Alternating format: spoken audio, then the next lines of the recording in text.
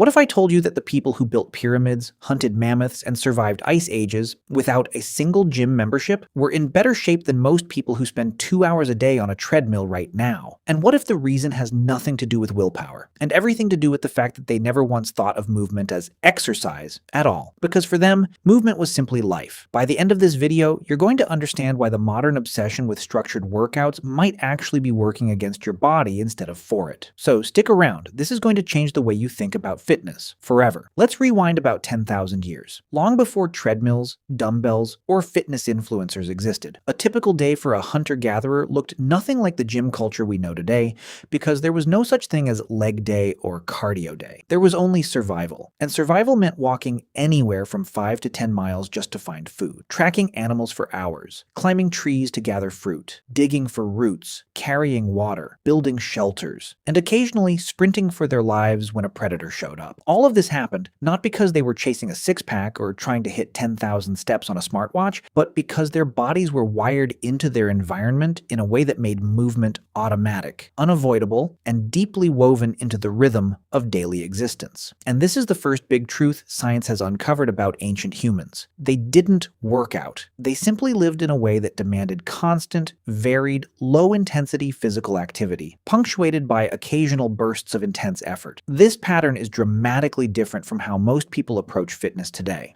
where we sit for 8 or 9 hours at a desk and then try to make up for it with a single 60-minute gym session, which researchers now believe might actually be one of the worst ways to treat a human body that evolved for near constant, gentle movement, rather than long periods of stillness followed by short bursts of extreme effort. Anthropologists studying modern hunter-gatherer tribes, like the Hadza in Tanzania, one of the last remaining foraging societies on Earth, have found something fascinating that completely upends what we think we know about calories, exercise, and metabolism. Because when researchers measured the daily energy expenditure of the Hadza, expecting to find they burned dramatically more calories than sedentary Westerners, due to all that walking and physical labor, they discovered something shocking. Despite being far more physically active on a daily basis, the Hadza burned roughly the same number of total calories per day as an average adult in the United States or Europe. This finding, published by evolutionary biologist Hermann Ponzer, introduced the world to what's now called the constrained energy expenditure theory, which suggests that the human body doesn't simply burn more and more calories the more you move.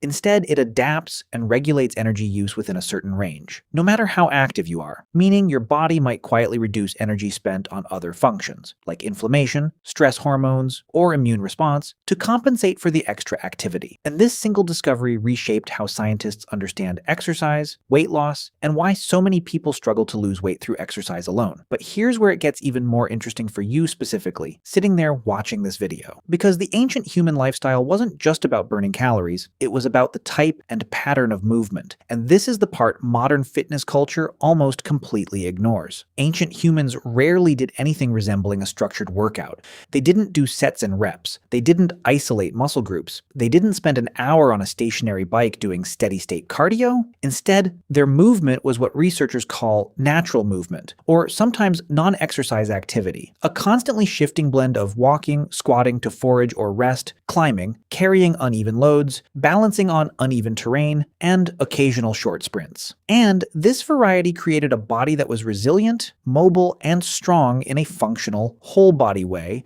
rather than strong in the narrow, machine-isolated way that modern gym culture often produces. This is exactly why so many people today can bench press an impressive amount of weight, but struggle to get up off the floor without using their hands. Or why marathon runners can log incredible mileage but suffer from chronic joint pain. Because the body wasn't built to repeat the same motion thousands of times in a row. It was built to move in constantly varying ways throughout the day. Which brings us to why you, sitting in front of a screen right now, might actually not want to exercise the way modern fitness culture tells you to. At least, not exclusively. Because the real lesson from ancient humans isn't go to the gym less. It's stop treating movement as a separate box you check off once a day and start weaving natural movement back into your entire day. And this idea is now backed by a growing body of research showing that sitting for long periods, even if you exercise intensely for an hour afterward, still carries significant health risks. A phenomenon researchers researchers have started calling active couch potato syndrome, where someone can technically meet all the recommended weekly exercise guidelines and still face elevated risks of heart disease, diabetes, and early mortality, simply because the other 23 hours of their day are spent almost entirely sedentary. And this is precisely the trap millions of Americans fall into. Going hard for 1 hour at the gym and then sitting in a car, at a desk, and on a couch for the rest of the day, which is about as far from the ancestral movement pattern as you can get. Now let's talk about intensity, because this is where the ancient human story gets really counterintuitive. You might assume that people who were hunting large animals and fighting for survival were constantly pushing themselves to exhaustion.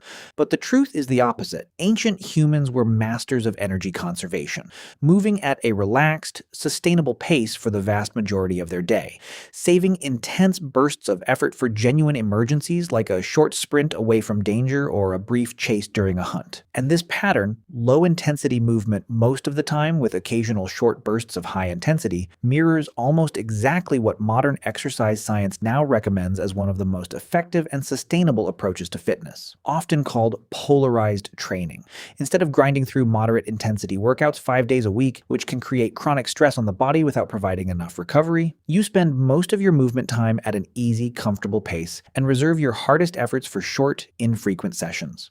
This is a huge reason why so many people burn out on fitness routines, because they're constantly training at that miserable, medium-hard intensity, demanding enough to exhaust you and create stress hormones, but not intense enough to create the adaptations that come from true high-intensity effort. And ancient humans, without ever knowing the science behind it, stumbled onto the ideal formula, simply by living according to necessity rather than a workout plan. There's also something deeply important about the psychological relationship ancient humans had with movement that's almost entirely lost today. Because for them, physical activity was never a chore, never something they dreaded, never something requiring motivation or willpower. It was simply intertwined with purpose, whether that purpose was feeding their family, building shelter, or exploring new territory. And modern research on motivation and exercise adherence consistently shows that people are far more likely to stick with physical activity long-term when it's connected to a meaningful purpose, rather than an abstract goal like burn calories or look better, which is exactly why so many New Year's resolutions to hit the gym fail by February, because lifting weights in a fluorescent-lit room while watching a screen has almost zero connection to any deeper purpose. Whereas going for a hike to see a beautiful view, playing with your kids in the backyard, gardening, or walking your dog taps into something ancient in your brain that makes movement feel rewarding rather than obligatory. And this is one of the most practical lessons you can take from this entire video, because instead of forcing yourself into a workout routine you hate, you're far better off finding ways to move that connect to something meaningful in your actual life. So, what does all of this mean for you practically? Sitting here in 2026, surrounded by treadmills, fitness apps, and gym memberships that ancient humans never needed? Well, it means you don't necessarily need to abandon structured exercise. Let's be honest, most of us aren't out hunting mammoths or walking 10 miles a day for food. But it does mean you should seriously reconsider the idea that one intense hour at the gym can undo 8 or 9 hours of sitting. Because your ancestors' bodies, and frankly, your body too, were designed for movement to be spread throughout the entire day in a natural, varied, low-intensity way, punctuated occasionally by real effort. So instead of only chasing that one workout, start looking for ways to walk more throughout your day. Take the stairs, do some gardening, carry your own groceries instead of using a cart the whole way, sit on the floor sometimes instead of always on a couch, stretch and move in unpredictable ways rather than only repetitive gym machines, and save your truly hard efforts for short, occasional sessions, rather than grinding through moderate difficulty every single day, because that's the pattern your body actually evolved for, and it's a pattern that's not only more effective for long-term health, but also far more sustainable, and honestly, a lot more enjoyable than forcing yourself through a workout you dread. And if this video just changed the way you think about fitness, movement, and what your body is actually built for, do me a favor and hit that subscribe button right now, because we're going deep into the science of ancestral health, human evolution, and how to actually apply these lessons to modern life every single week. And trust me, once you start seeing your body the way your ancestors did, not as a machine you punish for an hour a day, but as a living, breathing thing meant to move constantly throughout your entire life, you'll never look at exercise the same way again.